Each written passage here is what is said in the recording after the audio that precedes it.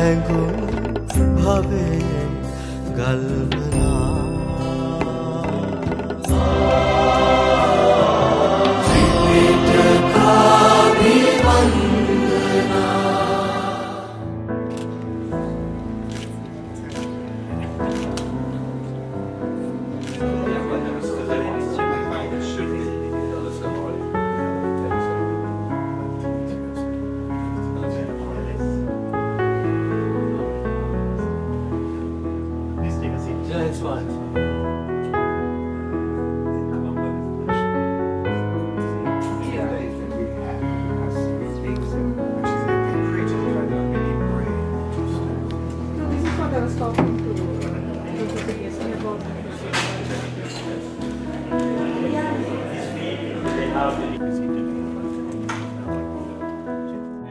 With that brief announcement, let me invite today's MC and the moderator of this forum.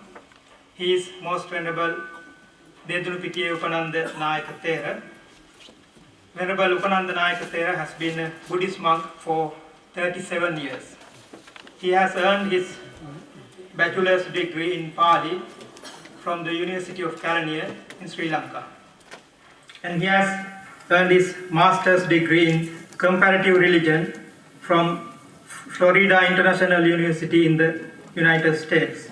And he has earned his MPhil degree in comparative religion from the University of Cambridge. And he is currently working as a Buddhist guidance counselor in the USA. Please welcome Most Venerable Tripitaka Upananda Nayaka Thera. Thank you very much, Venerable Kassapa. Your Eminence, Bogota Sri Sigalimala Nayaka Mahathera, Head of the London Buddhist Vihara and Buddhist High Priest of the United Kingdom, Reverend Sirs, Excellencies, ladies and gentlemen, I'm so honored to be the MC and moderator for this unique forum here at London Buddhist Vihara. We are pleased to acknowledge the presence of Her Excellency Manisha Gunasekara, High Commissioner of Sri Lanka, on this occasion. We are also pleased by the presence of a number of ambassadors. His Excellency Visanu Suwarnachata, Ambassador of Thailand, and Madam Suwarnachata. His Excellency Kyaw Soar Min, Ambassador of Myanmar, and his colleague from the Myanmar Embassy, and his Education Counselor Tao Tu Zen Ment. Excellency Saida Mona Tasneem, High Commissioner of Bangladesh, and then His Excellency Muhammad Nafiz Zakaria, High Commissioner of Pakistan, and then Ms. Arani Ilang Kuberan, Curator of South Indian Collections of the British Library.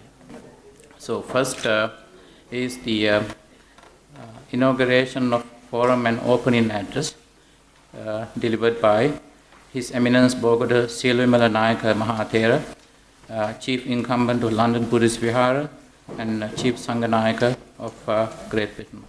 Venerable Mahasangha, Your Excellencies, dear friends, good afternoon everyone. You all are welcome to the London Buddhist Vihara. Today's event is very important. The Sri Lankan government has declared the teachings of the Buddha, the Tripitaka, as a national heritage. In order to develop awareness of this idea, the Sri Lankan High Commission suggested this forum in association with the London Buddhist Vihara. I am very grateful to the High Commissioner, Her Excellency Manisha Gunasekara, for selecting our Vihara. This is a historical place in establishing Buddhism in the UK. In 1926, the great Anagarika Dharmapala, a social reformer and philanthropist, established this Vihara. There is a historical significance to this place as pioneer in the introduction of Buddhism to this country. To this day, we have continued our work without a break over the last 93 years, except during periods of the Second World War. Annually, we represent the Buddhist community at the Cenotaph on Remembrance Day. on Commonwealth Day at Westminster Abbey and other important national events in the UK. So we are honored to host this forum here at the London Buddhist Vihara. This inaugural forum is being held with the participation of 5 ambassadors from our Asiatic friends and neighbors who are in attendance today from Myanmar, Thailand, Pakistan, Bangladesh, and Sri Lanka. In the Vihara's 93 years long history, among the many remarkable events recorded, that is when the sacred relics of the Buddha were brought to this Vihara in 1964. Brought by Mrs. Sirimavo Bandaranaike, the former Prime Minister of Sri Lanka, there was a very distinguished gathering at the VIP lounge at Heathrow Airport. Representatives of Her Majesty were present. The High Commissioners of Malaysia, Canada, Vietnam, Pakistan, and India were in the attendance. Also, the ambassadors of Israel, Nepal, Lebanon, Korea, Iran, Laos, Thailand, the Philippines, Cuba, Vietnam, UAE, and Japan. Also in attendance were representatives from Chinese, Indonesians, Swedish, Soviet Union, Burmese, and Belgium embassies in the UK. The chief organizer was Professor G.P. Malasekara, the High Commissioner in the UK. In our records are mentioned the King of Thailand, who was the patron of the London Buddhist Vihara. Also Sayadaw Titila, a Burmese monk, who became president of the Vihara committee. I just wanted to remind everyone of this historic event of bringing the sacred relics of the Buddha to this Vihara, because today we are celebrating the Tripitaka, the teachings of the Buddha, also with a very distinguished international gathering. As in attendance today, we have the High Commissioners from Myanmar and Thailand, the main Theravada Buddhist countries, including Sri Lanka. Our countries have developed very close relationship with the common connection of Buddhism. Buddhism was the inspiration and foundation of many civilizations in Asia. Edwin Arnold introduced Buddhism as the light of Asia. And so we are gathered here today to echo his words. Today, we are very privileged to have very renowned scholars who have been invited as our speakers. Professor Rupert Gattings, the chairman of the Bali Tech Society, Venerable Professor Digalle Mahinda from Bath University, Bristol, Dr. Elizabeth Harris from Birmingham University, and Dr. Martin Seeger from the University of Leeds. Another little note I would like to mention, as Professor Gatting is here in this event, is that Mrs. I.B. Warner, who had been the chairperson of the Pali Tech Society, had a long connection with this Vihara. For several years, she was appointed as president of the British Mahabodhi Society, the old form of the London Buddhist Vihara. Also in our gathering today, Dr. Desmond Bidulph, the chairman of the Buddhist Society, has joined with us. Buddhism in Southeast Asia, Thailand, Myanmar, and Sri Lanka is Theravada Buddhism. The teaching of the Buddha in our countries is called Tripitaka.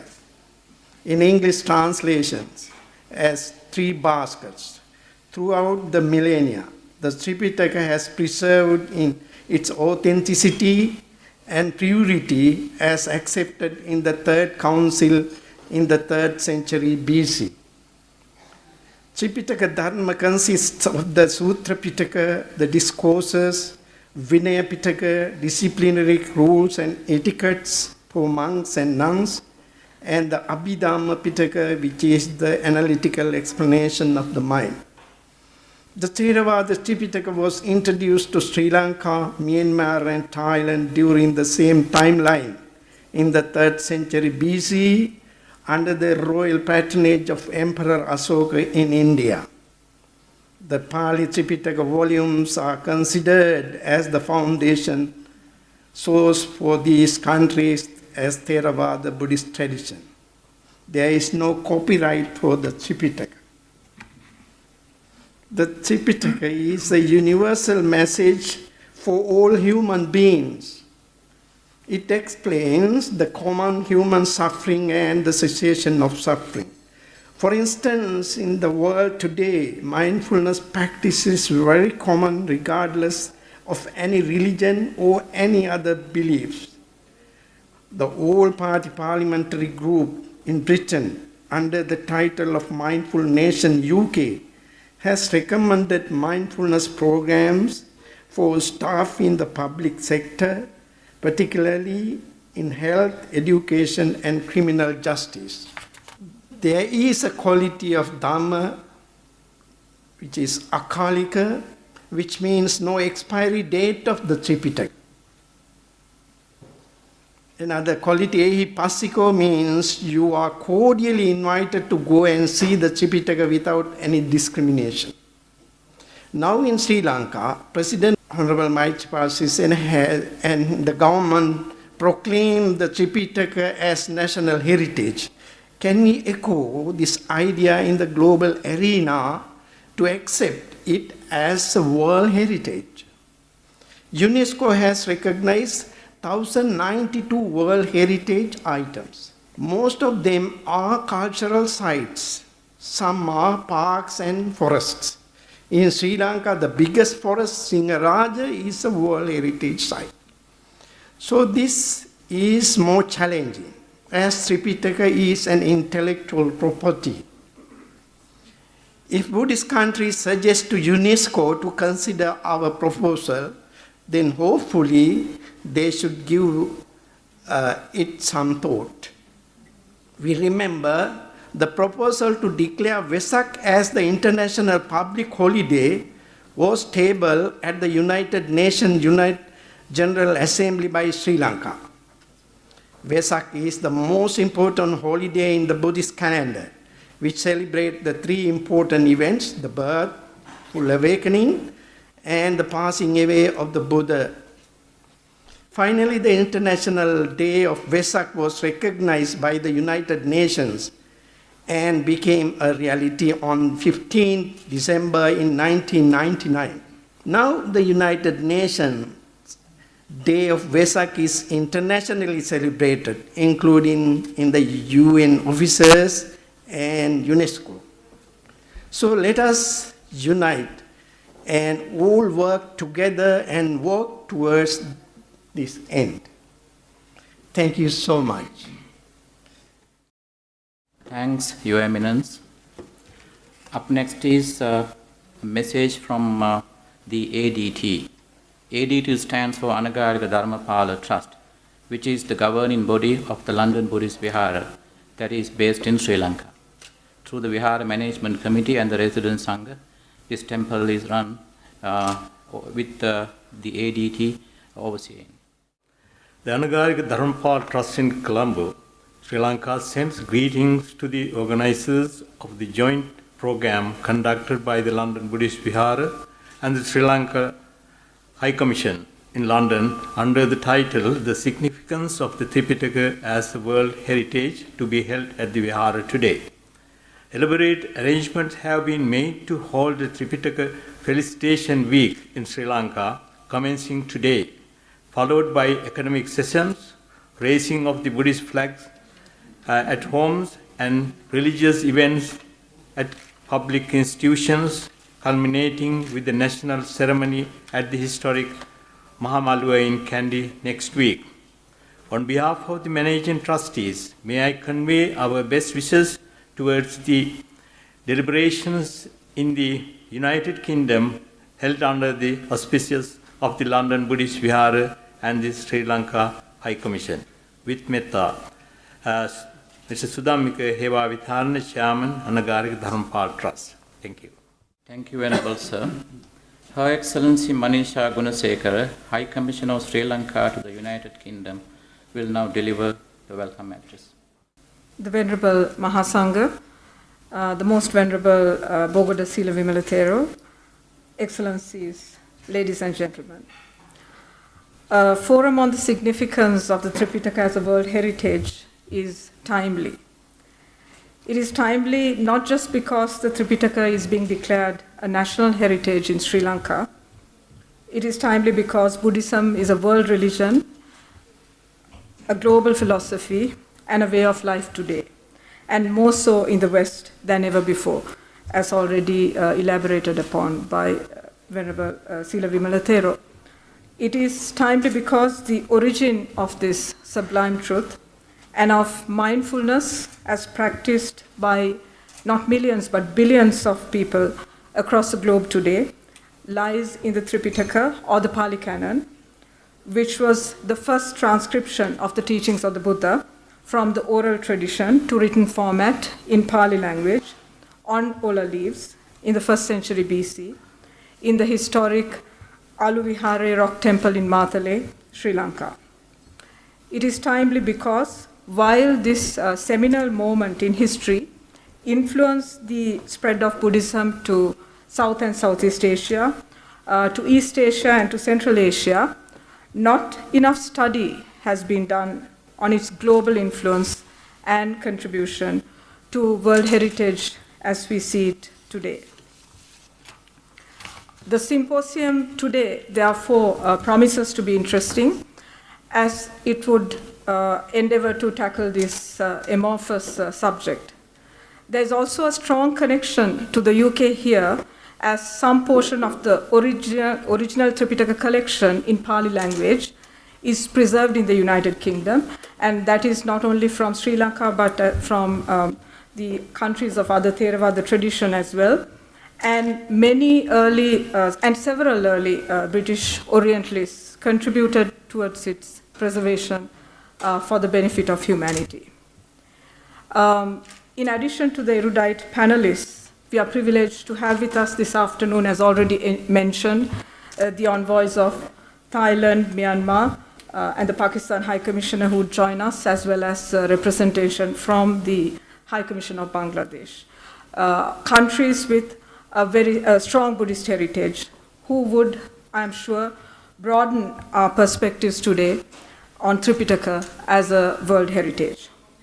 For me, the moment of truth drove home thousands of miles away from Sri Lanka at this most beautiful, historic and remote Haensa temple in South Korea, where the Tripitaka Koreana is well preserved. This is the most complete and extant collection of Buddhist texts and treatises of ancient Korea, engraved on approximately 80,000 woodblocks from the 13th century, which is roughly the Polonnaruwa period of Sri Lanka. So looking at those woodblocks was an emotional experience for me. I understood for the first time how the Tripitaka influenced Buddhist traditions and embassies across the globe in olden times and continues to do so to date. It is therefore in this spirit that His Excellency Maithripala Sirisena, the President of Sri Lanka, declared the Tripitaka a national heritage on 5th January and declared the week commencing 16th to 23rd March the National Tripitaka Week in Sri Lanka, as we already heard. It is also for this reason that Sri Lanka has initiated the process to inscribe the Tripitaka, which is the original Pali Canon and the authentic source of Buddha's infinite wisdom, in the UNESCO Memory of the World Register. I therefore welcome your participation and interest in this broad and deep subject this afternoon, and I'm grateful to the London Buddhist Vihara for providing us with this support and forum, and look forward to the panel discussion. Thank you. Your Eminent Venerable Bogota Sila Vimala Nayiko Tero,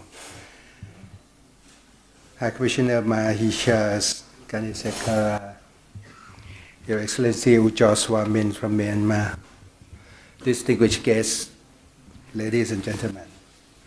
I am very pleased to be invited by High Commissioner Mahishas to this seminar today. And I can share with you that Thailand and Sri Lanka have enjoyed their long-standing relationships, particularly through Buddhism ties for over 700 years. While Buddhism in Thailand is known as Lankavamsa or Lankawongs in Thailand, when Sri Lankan monks from Nakhon Si Thammarat were invited by King Ramkhamhaeng to teach Buddhism in Sukhothai.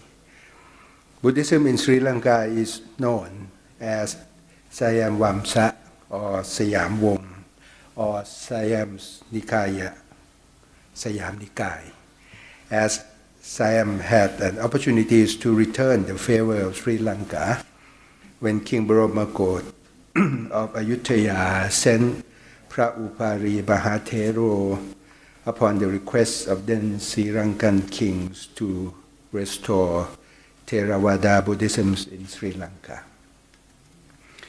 Ladies and gentlemen, Buddhism and Buddhists take refuge in the triple gems which comprise Buddha, Dhamma, and Sangha, while laymen use Tripitaka as their reference to the Buddhist teachings. Monks and nuns use it to both follow the rules and to propagate the religions. Tripitaka has therefore been a key component for existing and propagation of Buddhism until today.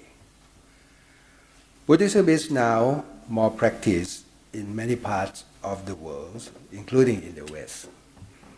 Buddha teachings has proved to help humankind to become more serene, happy, understanding, and loving. I would like, therefore, to congratulate the President of Sri Lanka on his declarations the week of 16th to 23rd of March 2019 as the National Tripitaka Week in Sri Lanka. I also welcome Sri Lankan's initiatives to inscribe the Tripitakas in the memories of the world's registers of the UNESCO. We have to bear in mind as well that to meet a criteria of our heritage, concerted efforts of every Buddhist country, and everyone who have a belief in the fourth noble truth and the mindfulness practice is necessary for this purpose. We have to be able to show the outstanding values of Buddhism and the Tripitaka for humankind, particularly the merits of Buddhist principles illustrated and guided by the Tripitaka to bring peace and harmony to our societies and to the world. I wish the scholarly forums today a great success, and I thank you very much.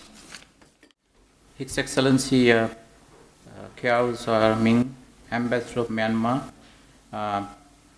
is here despite your ill health. So, and we appreciate your presence here. On His Excellency's behalf, Education Councillor Tao Tos and Min will now deliver the congratulatory message. Everyone, good afternoon, thinkers, distinguished guests, and ladies and gentlemen. kindly allow me to convey the message of His Excellency, Mr. Joshua Min. A very good afternoon to the most venerable Sangha, Manisha Gunasikra, Excellency, distinguished guests, ladies and gentlemen. It's a good honor and a privilege for me to attend these auspicious events, and at the same time, a pleasure for me to have the opportunities to address to the distinguished guests.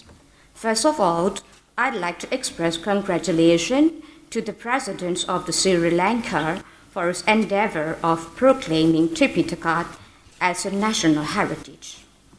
And I also like to offer my sincere thanks to the High Commissioner of Sri Lanka and the London Buddhist Vihara for organizing these noble and important events. Since the teaching of Buddha on how to achieve enlightenment, as well as the guidance to the Buddhists in their everyday life can be found in Tripitaka, it's the most important source of authority of Buddhists. In order to prevent the pollutions of the Tripitaka purity from generation to generation, our two countries successfully held the Buddhist Council, the Fourth Council in Sri Lanka, where Tripitaka was transcribed into written text, and the fifth and the sixth in Myanmar. Thanks to the efforts of noble persons, the support by the rulers and the followers, over more than 25 centuries since the Buddha's attained Parinibbana, the Tripitaka has been preserved in its pristine purity and well protected. As a well-wisher of the Theravada Buddhism, I'd like to express my sincere appreciation to the effort of the government of Sri Lanka in initiating the process to inscribe Tripitaka in memory of the World Register of UNESCO. Once the Tripitaka is inscribed, it could be preserved by the most appropriate technique of the world documentary heritage. Moreover, there will be higher public awareness worldwide of the existence and the significant teachings of Buddha. In this regard, I wish to express my hearty support to Sri Lanka efforts in initiating Tripitaka as a memory of the world, and I do convinced that Buddha teaching in Tripitaka would be preserved in the memory of the World Register of the UNESCO. I wish Theravada Buddhism and the teachings of the Buddhas last forever. May the sublime Dhamma prevail in pristine purity in every corner of the world. Thank you. Venerable Chief Sangha Nayaka of Great Britain, London Buddhist Vihara, Excellencies, ladies and gentlemen, good afternoon. It's really a great pleasure and honor to represent Bangladesh High Commission here. In fact, my High Commissioner was very keen to join this event. At the last minute, she informed me to come here because her son is very ill. I'm not very prepared, but my High Commissioner, before coming, guided me that what I may please to say here.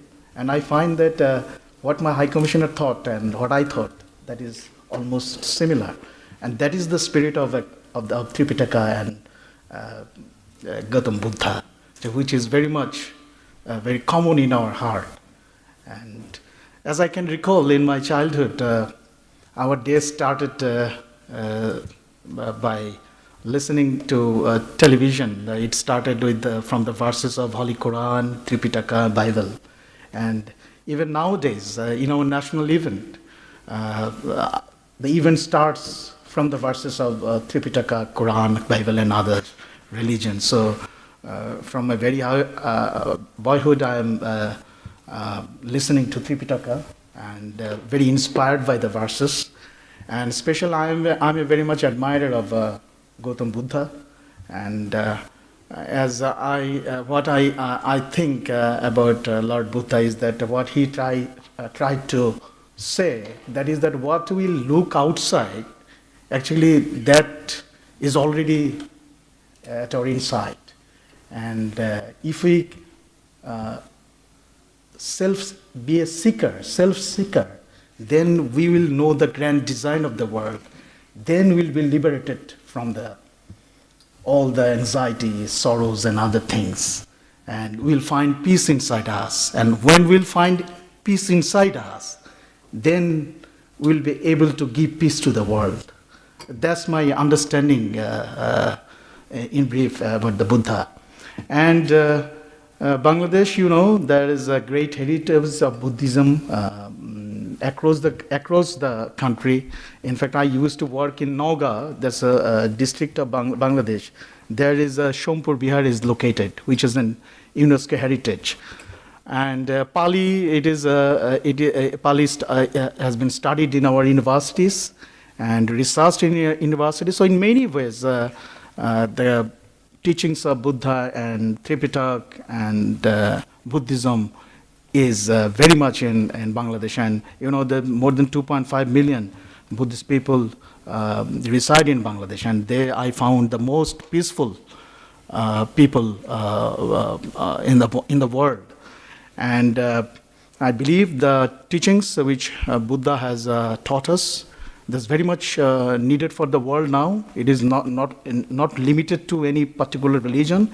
It is a global heritage. You have very correctly raised the proposal that it should be the global heritage. Global very much need these teachings of the Buddha to be freed from the war, from the sorrows, and find the ultimate liberation.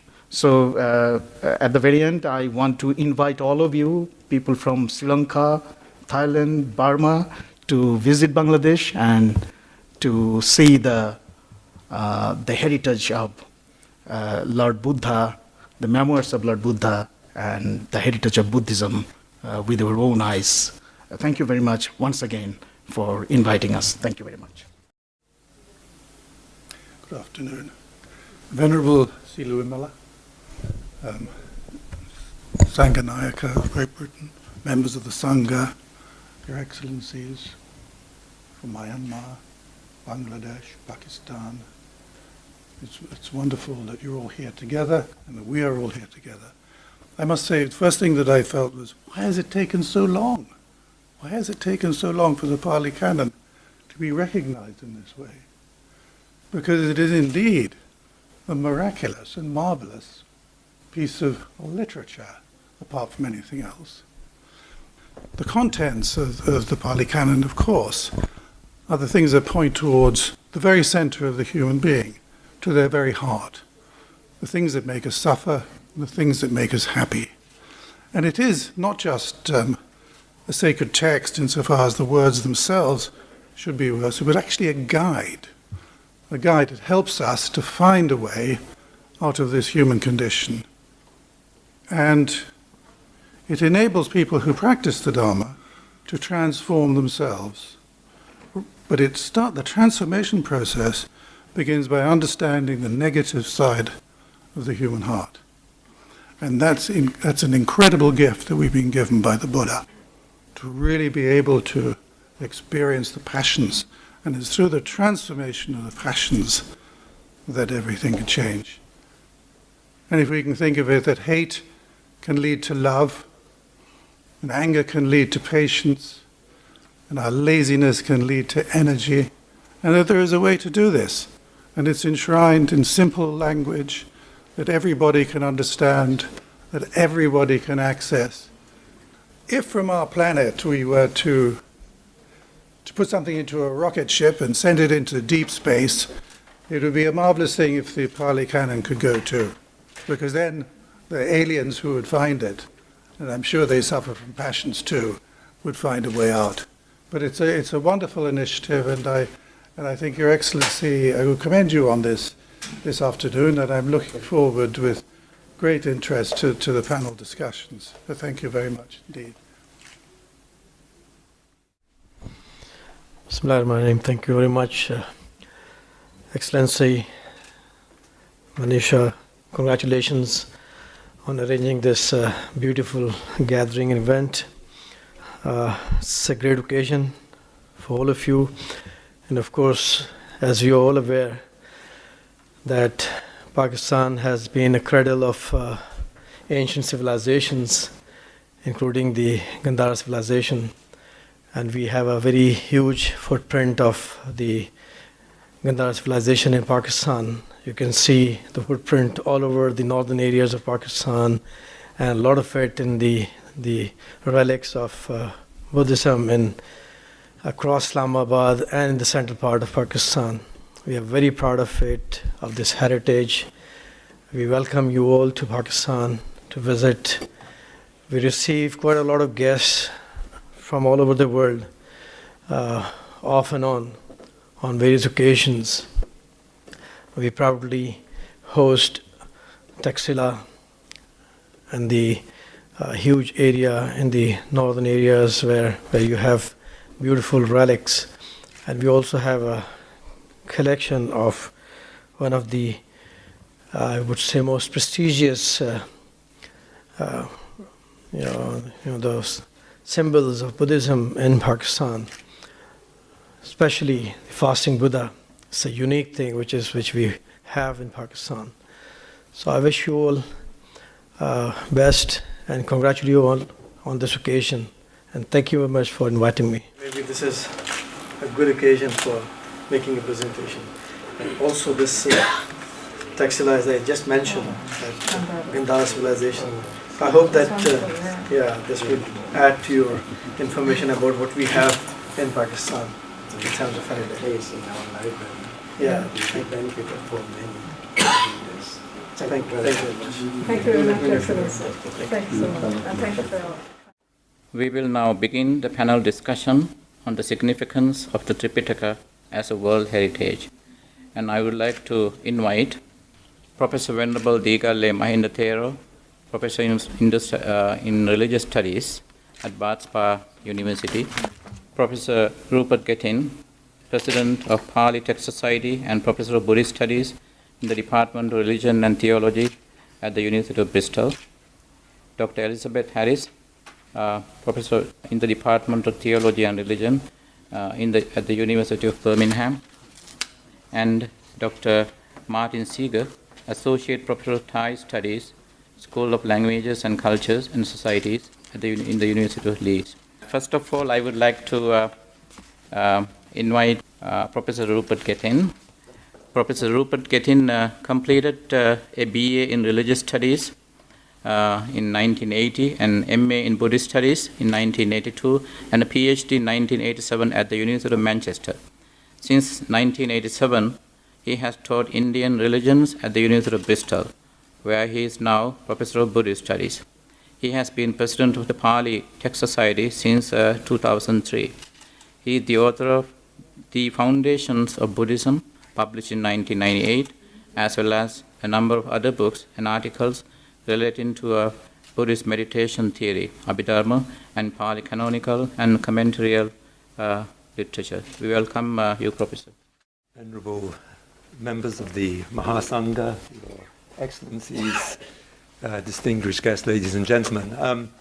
It's a great honor to be invited to speak on this occasion about the Pali Tripitaka, whose texts I came across in English translation first some 40 years ago as a student in Manchester.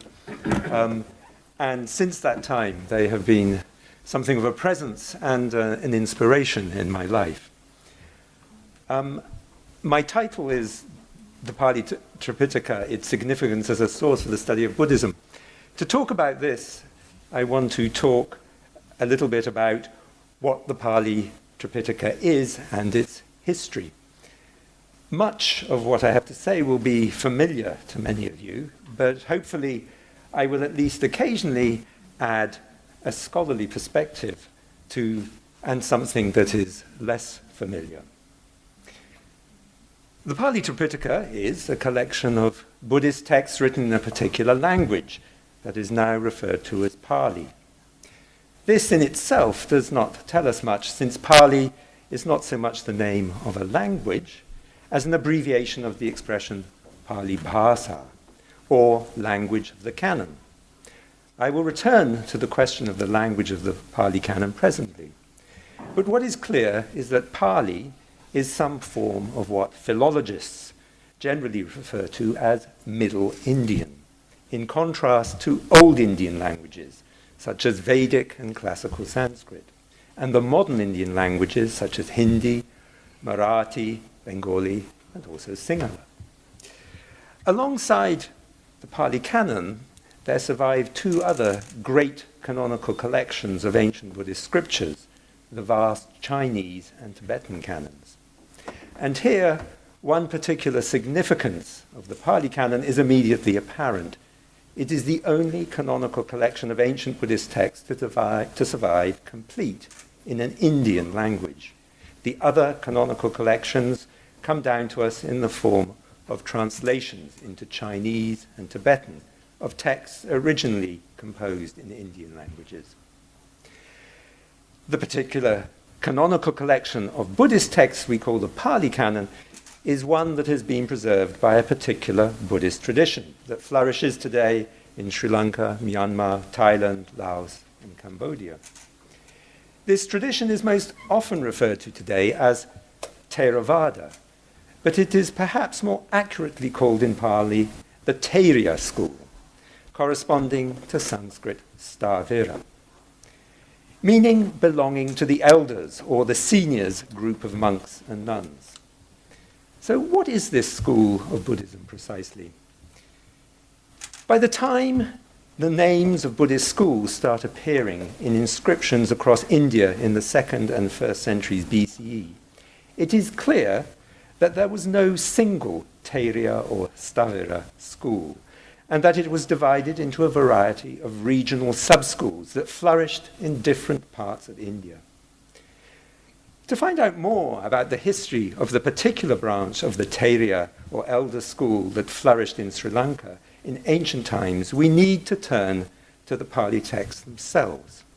And this brings us to a second reason why the Pali Canon is of particular significance, namely that alongside and closely associated with the canon, there survives a full collection of commentarial and exegetical works, also written in Pali. These works provide a very unique resource for the history of the development of Buddhist literature and thought in ancient India. One text, dating from the 4th or early 5th century CE, that tells the story of how the Pali texts were brought to Lanka from India is the Samantapasadika, the fully gracious or inspiring commentary. This text is quite explicit that it follows the traditions of the senior monks associated with one particular monastery in ancient Anuradhapura, the Mahavihara or Great Monastery. It tells that during the reign of the Emperor Ashoka in the middle of the 3rd century BCE, a monk named Moggalliputta initiated the sending out of groups of monks to various parts of India and also to Lanka. These monks brought with them to Lanka the texts of the Buddhist canon. And the texts of the Buddhist canon preserved by the Mahavihara monks are precisely the texts brought by these early monks, so the tradition goes. We have no conclusive evidence that corroborates this precisely, but it does seem clear that the texts of the Pali Tripitaka were indeed brought to Lanka from India by Buddhist monks from the 3rd century BCE onwards. It seems likely that these Buddhist texts were brought from India to Lanka not as written texts in manuscripts, but as oral texts memorized by reciters or Bhanakas. According to the Mahavamsa, another Mahavihara text dating from the 5th century, it was in the 1st century BCE that the texts of the Pali Canon were first systematically committed to writing. If we take the Mahavihara account at face value, it seems probable that the texts of the Pali Canon were not the exclusive preserve of the Mahavihara, but shared in common with other rival monastic establishments that flourished in ancient Anuradhapura, principally the Abhayagiri Vihara and the Jetavana. But the Mahavihara history of the Pali Canon continues by telling us that in the late 4th or early 5th century, a monk named Buddhaghosa instigated and organized a project to edit a whole series of commentarial and exegetical works relating to the texts of the Pali Canon, that at that point were preserved, it seems, mostly in Sinhala Prakrit, but possibly also other languages. Buddhaghosa and others reorganized these works and translated them into Pali to make something of a unified set of works. Scholars suggest that it is at this point that the spelling and linguistic form of Pali became more standardized and fixed, and certainly it is at this time that the list of works that make up the Pali Tripitaka as we know it is defined and fixed. Thus we can say that the precise form in which the Pali Tripitaka comes down to us today is the result of the work of Buddhaghosa and others around the 5th century CE. Let me now backtrack to the story of the Buddhist missions sent out by Moggalliputta. If we take this story at face value, it suggests that at the same time as monks set off to Lanka with their memorized Buddhist texts, other monks set off to other parts of India with the same memorized Buddhist texts. What became of them and their texts? The short answer is that we do not really know, but versions of early Buddhist texts other than the Pali do survive in part and in various forms. Let me say something about these. Important discoveries of Buddhist manuscripts in Sanskrit and other Indian languages have been made, especially in Turfan in Central Asia at the beginning of the 20th century, at Gilgit in the 1930s, and since the 1990s in the region of Pakistan's Khyber Pakhtunkhwa, the northwest frontier, known in ancient times as Gandhara.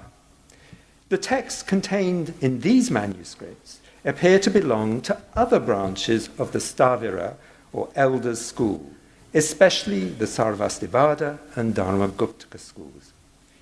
It is also clear that from the 2nd century onwards, texts belonging to these other branches of the Stavira or Taittiriya schools were taken by Buddhist monks to China, where they were translated into Chinese, and from the 7th century they were also taken to Tibet and translated into Tibetan.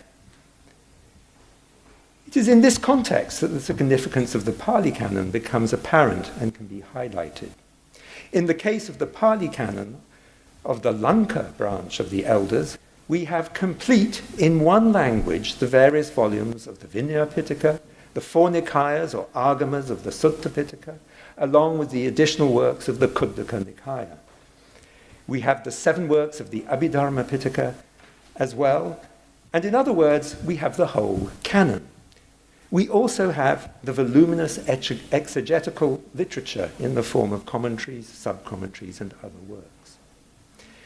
However, in the case of the Dharmaguptaka Staviras of northwest India, what survives in an Indian language, Gandhari, are basically only fragments.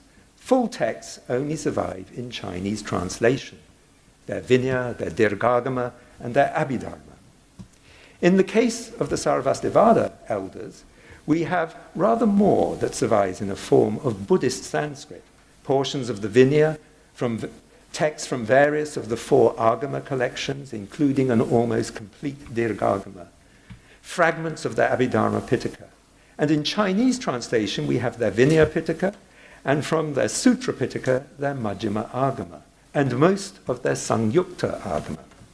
We also have most of their Abhidharma Pitaka in Chinese translations and other important exegetical works. The scholarly work of comparing what survives of the Sarvastivada and Dharmaguptaka canons with the Pali canon is complex, and scholars do not always agree on the results. But in addition to being the only Stavira or elder canon to survive in full in an ancient Indian language, the Pali canon often seems to be the more archaic version. This is in part related to the language of the Pali canon. What is Pali? The Lanka Taittiriya exegetical tradition assumes that Pali reflects the language spoken by the Buddha in eastern India in the 5th century BCE. But this seems unlikely. The evidence of the Ashokan inscription suggests that the Magadhi of eastern India would have had rather different characteristics from those of Pali. Pali, in fact, shows the characteristics of a Western dialect, a dialect that epigraphic evidence suggests came to the fore as the Mauryan Empire declined in the early centuries BCE and CE. Nonetheless, it seems likely that the Pali Canon preserves early Buddhist texts in a language that is relatively closer to the language of the Buddha and his earliest disciples.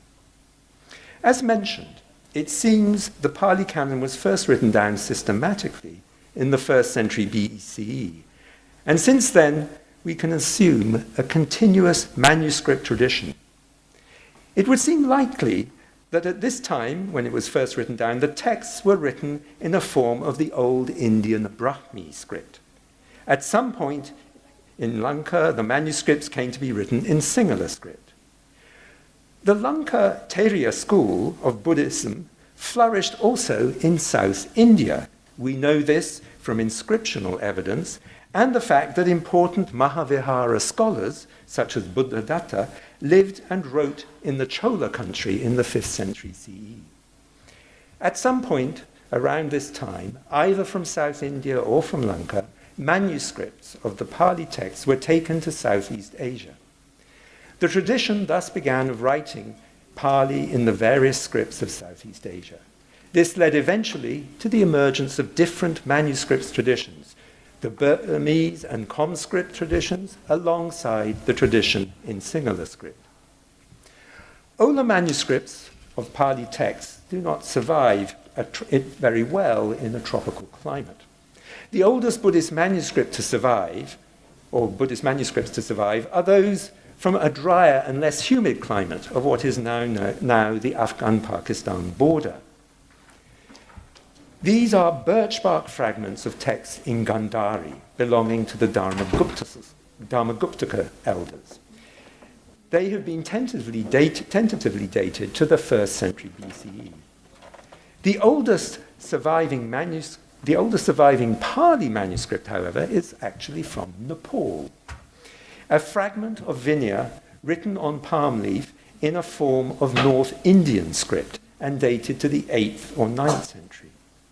The oldest manuscripts, Pali manuscripts that survive in Sri Lanka, are dated to the 13th century, and the oldest manuscripts in South Asia are dated to about the 15th century. Manuscripts of the Pali texts have been copied over the centuries, both as a way of preserving the tradition of the word of the Buddha and as a way of making merit. There is also a tradition of major organized attempts to produce definitive authoritative versions of the Pali Canon, going back 2,000 years. One such attempt, I've already mentioned, the 1st century BCE project to write down the Pali Canon in manuscript form. A more recent example was the inscription of the whole canon on 730 stone slabs in Mandalay in the 1860s under the patronage of King Mindon, to produce what is known sometimes as the 1871 Fifth Council edition. But the 19th century also saw the emergence of the modern scholarly methods of comparing manuscripts in order to produce critical editions of ancient texts. And European scholars began to apply these to the texts of the Pali Canon. It is Faustball's 1855 edition of the Dharmapada that establishes a basic approach for the preparation of these European printed editions of Pali texts that would endure for the next century. Faustball compared 3 manuscripts brought to Copenhagen from Lanka 30 years earlier in the 1820s by the Danish scholar Rasmus Rask. And he also made use of the commentary. His text was printed in the Roman alphabet with European punctuation. In the 10 years following its foundation in 1881, the Pali Text Society oversaw the publishing of 26 volumes of Pali canonical texts, approximately half the Pali Canon. The basis of these editions is typically 2 or 3 manuscripts in Sinhala and Burmese script and 1 or 2 manuscripts of the relevant commentary. But the first attempt to produce a complete printed edition of the Pali Canon is the publication in Siam between 1893 and 1894 of the 39 volumes of the Ramafith or Chulalongkorn edition, of the Pali Canon. The publication of this edition represents a continuation of the Buddhist tradition of sponsoring projects aimed at the production of authoritative editions. Indeed, this printed edition is probably largely based on a redaction of the canon made 100 years earlier under the patronage of King Rama I on the basis of manuscripts recently brought from Ceylon. But one significant addition to the new printed edition in Siam was the introduction of notes recording alternative readings from other manuscript traditions, the Sinhalese and the Burmese, and were available European editions. These notes do not strictly constitute a critical apparatus, since no attempt is made to use these alternative readings to try and establish the best text. They are recorded, as it were, merely for information. In the 30 years between 1894 and 1925, the Pali Text Society published another 26 canonical volumes, completing the PTS edition of the Pali Canon. The PTS volumes, published during this period, cite the Chulalongkorn Rama V edition as one of their sources, but also other printed editions that begin to be produced in Asia. In some cases, the PTS edition is based entirely on an Asian printed edition. So, in addition to the PTS edition, 4 20th century Asian printed editions of the Pali Canon have been relatively widely used. These are the Thai script Siamrata edition of the 1920s, the Burmese script Sixth Council edition of the 1950s, the Devanagari Nalanda edition of the 1950s, and the Sinhala Buddha Jayanti Tripitaka edition, also of the 1950s. There are also the very important Simon Hevavetarane bequest editions of the Pali commentaries, published from 1970 onwards in Sri Lanka. But the PTS edition and all these editions are in many ways provisional. The task of producing a properly scholarly and critical edition of the Pali Canon that systematically compares a representative set of manuscripts remains to be carried out. In recent years, some attempts have been made, but the task is not straightforward. Pali manuscripts are very numerous and distributed in monastic and other libraries across Asia and Europe and America. The task, therefore, is one that will require the collaborative efforts of scholars and many others to complete. Thank you very much for your attention. Next speech is by Dr. Elizabeth Harris. Dr. Elizabeth J. Harris is an honorary senior research fellow attached to the Edward Cadbury Center for the Public Understanding of Religion, University of Birmingham. Previous to this, she was an associate professor in religious studies at Liverpool Hope University, specializing in Buddhism. She obtained her doctorate in Buddhist Studies from the Postgraduate Institute of Pali and Buddhist Studies, University of Kelaniya, in 1993. Currently, she is the president of the European Network of Buddhist Christian Studies and an international advisor to the US-based Society for Buddhist Christian Studies. Her publications include Theravada Buddhism and the British Encounter, Religious, Missionary and Colonial Experience in 19th Century Sri Lanka, published by Routledge, one of the prestigious publishers, in 2006. We now call upon Dr. Harris to share your insights on the Tripitaka as part of the world's heritage of spiritual resources, a personal response. Thank you.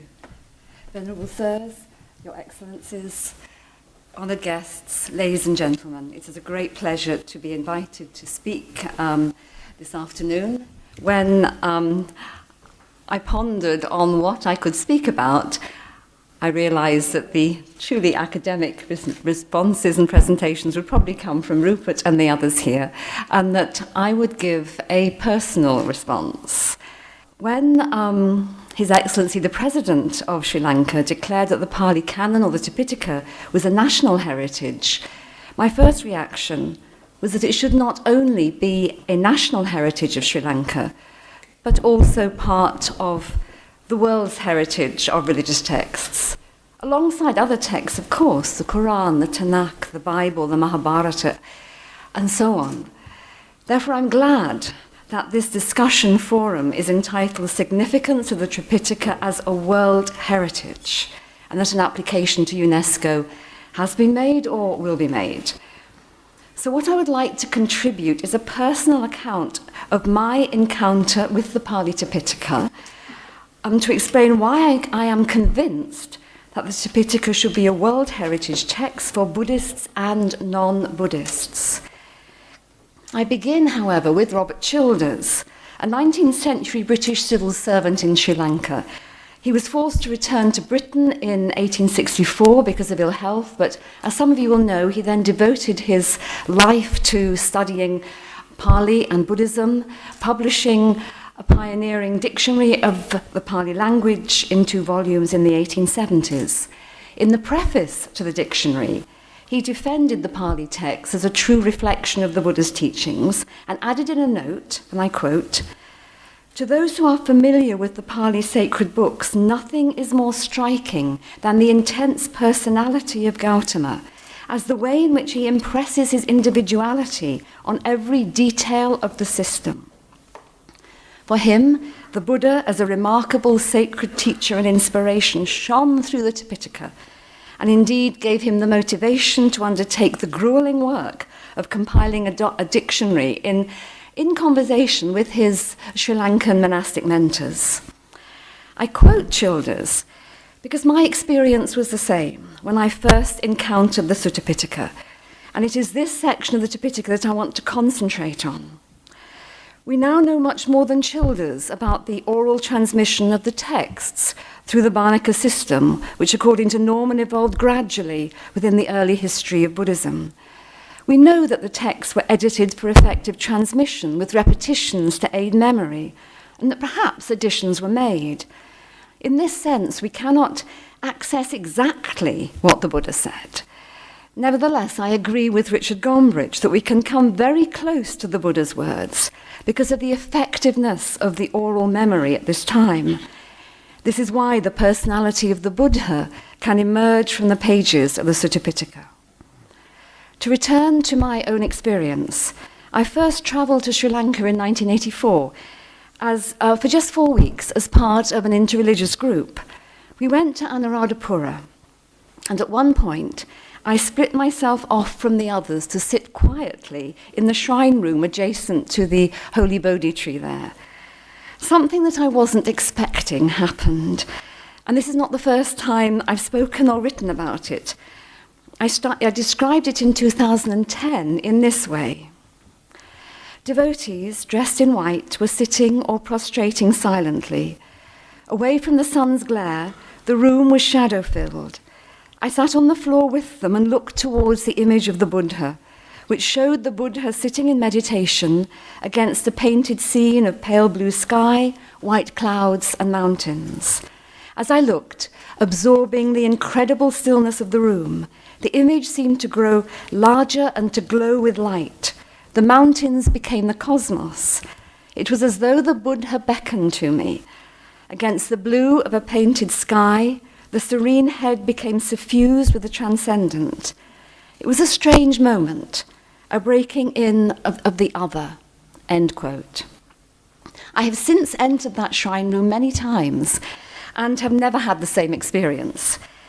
But I look back on it now and see it as the start of a lifetime's encounter with the Buddha, Buddhists, Buddhist practice, and the Pali texts. It was the Buddha's invitation to me, Ehipassiko, come and see, an idiom that Gombrich likens to the cry of a salesman. And I did, I responded to it. I went and saw. In 1986, I travelled to Sri Lanka on a scholarship in my mid-30s to study Buddhism.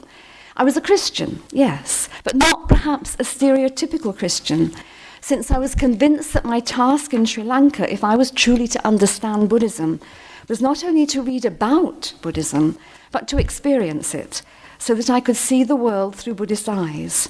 I wanted to honour Buddhism by passing over into it through pilgrimage, the practice of meditation, taking part in Buddhism's ritual culture, and of course study. My Christianity, therefore, went into hibernation, and it was an experience that changed my life and made Buddhism part of me. My passing over into Buddhism is not the subject of this talk, so I will not say more about it, except to say that as part of the study I undertook through the Postgraduate Institute of Pali and Buddhist Studies, I read the Sutta Pitaka in translation, although I was also studying Pali, and made notes on what I read.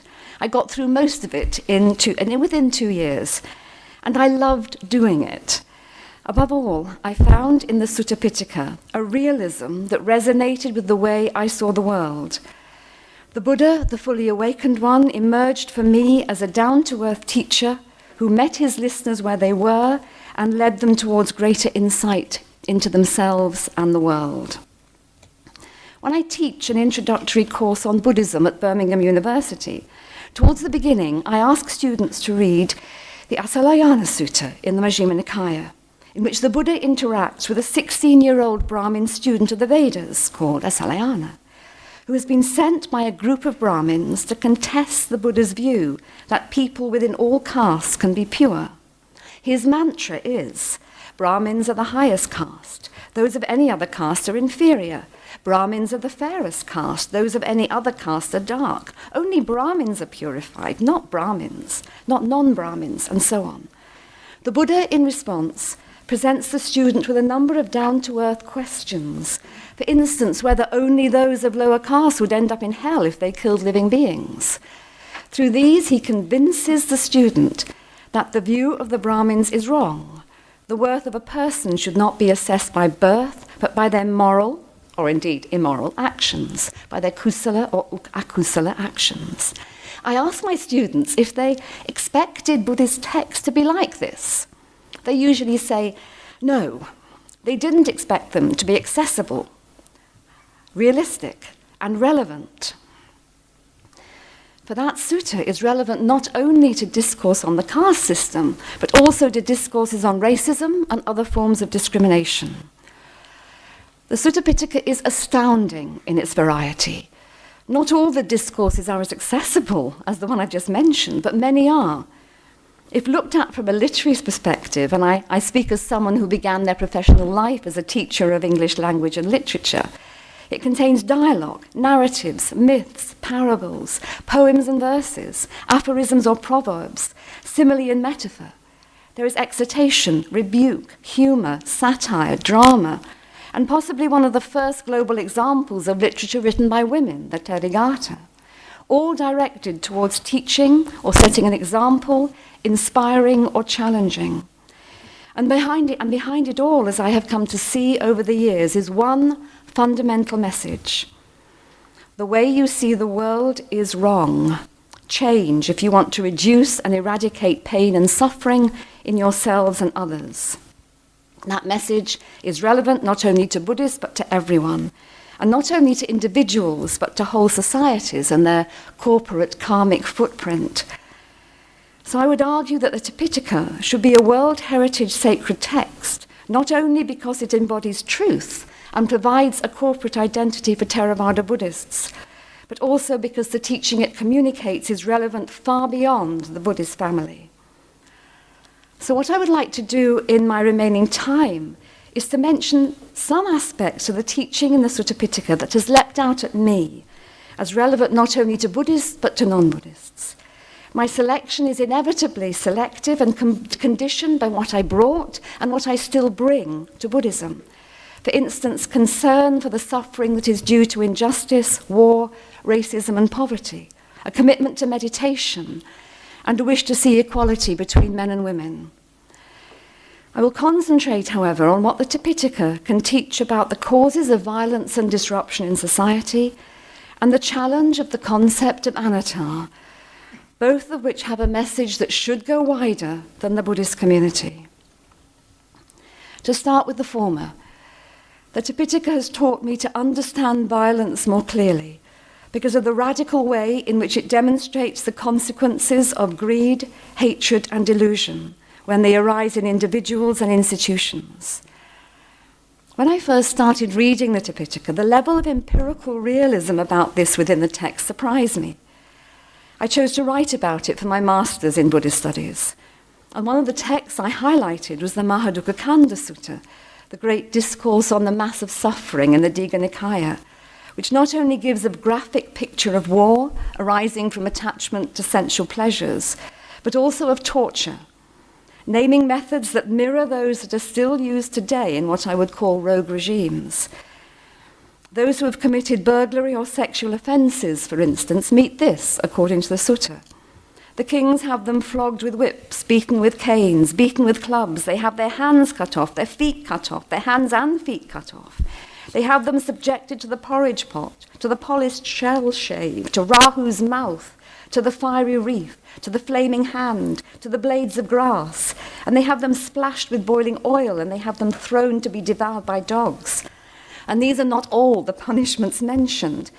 This realism deeply challenged me and led me to think more deeply from a Buddhist perspective about how violence emerges, so that when I wrote many years later about what Buddhism could offer a violent world, I declared this. And again, I quote from something I wrote in 2006. One popular reaction to extreme violence, whether perpetrated by an individual or a group, is, how can any humans do that? Of suicide bombers, we exclaim, how can a human blow himself and others up? Of those in the Third Reich who helped Hitler's genocide, we cry, how could ordinary men, husbands, fathers, lovers carry on with their everyday life and at the same time send thousands of Jews to be killed in the gas chambers? We will never understand violence, I continued, if we stay at this level. Buddhism can help here in two ways. First, it can teach us that violence is to be expected in a world that is in the grip of greed, hatred, and delusion. Second, it can force us to see that the perpetrators of violence are not aberrations within the human race. They are formed by a web of conditioning factors that implicate many more people than the actual perpetrator. End of quote. The narrative in the Angulimala Sutta is relevant here, again for Buddhists and non-Buddhists. Many here will know the story well. Perhaps you were taught it as a child. Angulimala is a robber and serial killer. He terrorizes a number of villages and garlands his neck with the fingers of those he has killed, a gruesome necklace that would seem to express a gruesome and non-redeemable mind. Certainly no villager would dare to approach him. They had tried to go in groups, but with the aim of wiping him off the face of the earth, but hadn't worked. But what the Buddha is different, does is different. And of course, he has supernatural powers, Iddhi, at his disposal. He goes out to encounter Angulimala, and Angulimala, as you will know, finds that however fast he runs, he cannot reach the serene figure of the Buddha. He calls out, "Stand still, hermit, stand still." The Buddha replies, "I am standing still, Angulimala. You too, stand still." To cut a long story short, standing still in this narrative means laying aside all violence. And the Buddha challenges Angulimala to do just this, and he does. He becomes a Buddhist monk and a highly revered one. What I take from this discourse is that the Buddha could see the web of conditioning or causes which have made Angulimala a killer. The discourse does not reveal what they were. Had he been abused or terribly traumatized as a child or in a previous life? Had he been a warrior whose mind had become deranged because of the violence he had seen? Had he suffered so much in the past that he could only lash out in hatred at all humanity? We don't know. We only know that the Buddha could see that Angulimala had within him the potential to change. And the wider message is, everyone, however bad they would seem to be, can change if causes are understood and addressed. Again, I feel this is a compassionate message that the violent world needs to hear. Also relevant for me at least, and again I'm sticking to this personal response, is the Chakravarti Sihanada Sutta, again from the Digha Nikaya. This offers a mythical narrative that all states, I believe, should note now. Again, you may know the story well. A king does not honor the advice given to him by his religious advisor that property should be given to the poor to enable them to live in security without fear of where the next meal will come from. Society starts to break down as a result. The king then takes reactive, stopgap measures that give charity but not justice, and they don't work. When brutal punishments are then enforced, the people turn to extreme crimes. A complete breakdown of morality follows, and the lifespan of humans reduces.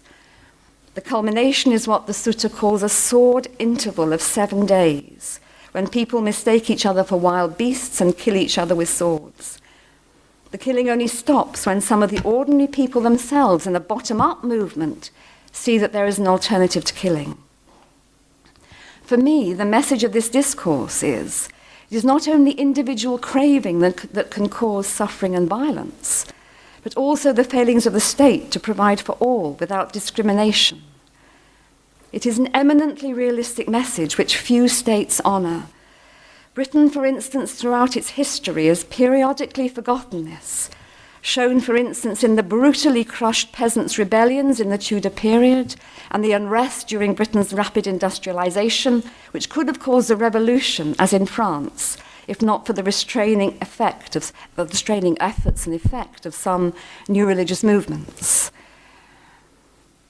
Related to this within the teaching of the Tripitaka is something that goes to the heart of Buddhist philosophy, namely that the way we see reality is a construction.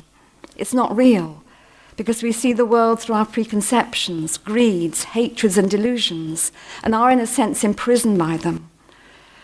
The message of the Buddha is, of course, that we can cut through these and see what is happening around us more clearly if we purify our minds. But this isn't easy. To return to the Asalayana Sutta, the young Brahmin student who comes to the Buddha is convinced that what he says is true. The Brahmins are superior. He looks at people from other classes or castes and sees them as inferior on the basis of perhaps their dress, their houses, their occupation, their education, perhaps the darker colour of their skin. Isn't it obvious that they are inferior, he might have said to his fellow students. And this is what he wanted to see. It accorded to his own perception of himself as pure and gifted. The Buddha turns this on the head by encouraging another way of seeing.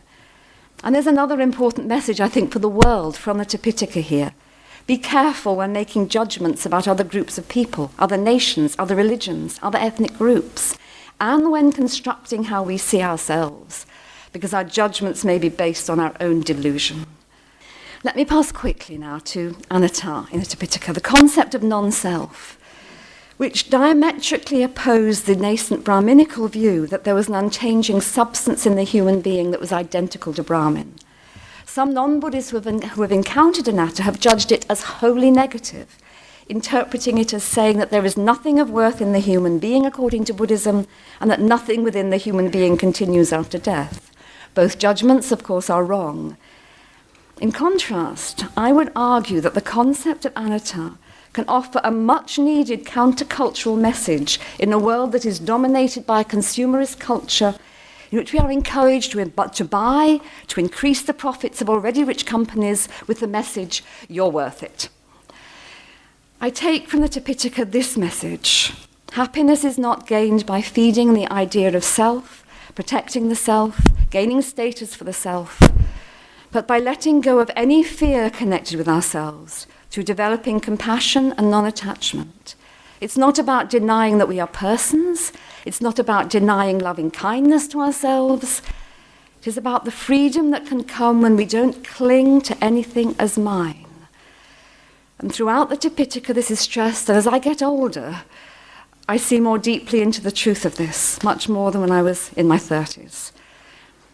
One sutta, and this is my last example that I share with students, is the Kakachupama Sutta of the Majjhima Nikaya. Again, you may know it well. It's addressed to those who've renounced lay life and encourages them to let go of feelings associated with lay life, particularly those connected with anger. Its culminating illustration is this. Because even if bandits were to sever you savagely limb by limb with a two-handled saw, he who gave rise to a mind of hate towards them would not be carrying out my teaching. Herein, because you should train thus. Our minds will remain unaffected, and we shall utter no evil words. We shall abide compassionate for their welfare with a mind of loving kindness without inner hate. We shall abide pervading them with a mind imbued with loving kindness. And starting with them, we shall abide pervading the all-encompassing world with a mind imbued with loving kindness, abundant, exalted, immeasurable, without hostility and ill will. I ask my students, can you imagine someone being able to do this? Not to feel anger, fear, or the wish to take revenge, or to heap curses on those doing the violence. What would they need in order to do this? And we usually come up with the concept of anatta. For the one who has eradicated any clinging to the self through meditation, it might be easier. For the one who does not see their limbs as me, it might be easier. For the one who has practiced spreading loving kindness to all, even enemies, it might be easier. We also usually agree that we ourselves are very far from being able to do anything like that.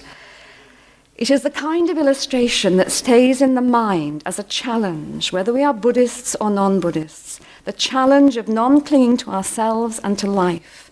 It can take its place among many images or icons that permeate the religious heritage of the world.